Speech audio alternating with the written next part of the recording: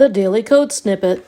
Text-overflow is used to tell users that more content exists that cannot be displayed because of limitations by the containing element. The content can be clipped, an ellipsis can be added, or a custom string can be added.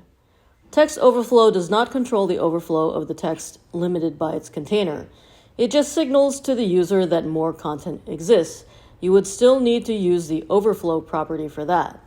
Text-overflow accepts the following values: clip, ellipsis, a custom string, or fade.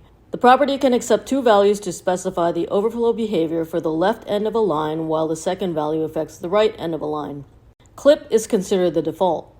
The text will simply be truncated.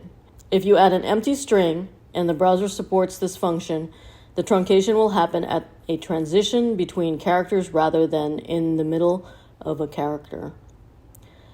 Ellipsis adds an ellipsis to represent the clipped text.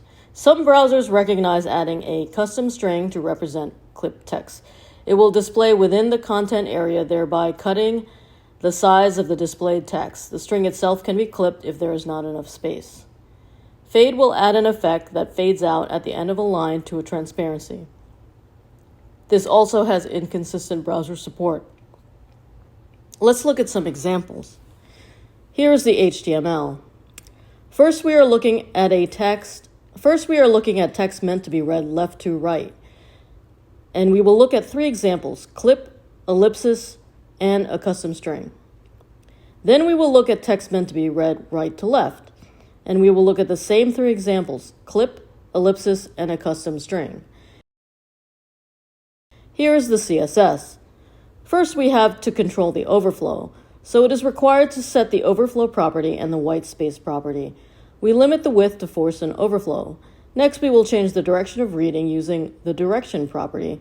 LTR signals left to right, while RTL signals right to left.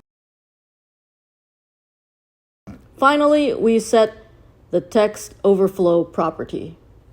We will look at clip, ellipsis, and the use of a custom string. This is how this would display. We are looking at the result on the Mozilla Firefox browser, as this was the only one able to recognize the custom string. We did not show examples of fade because inconsistent browser support meant we were unable to visualize the results. Here is the result more closely for left to right text. And finally, here is the result more closely for right to left text. You can see that even the custom string is read in the right to left direction. Presented by Designers Learn Code.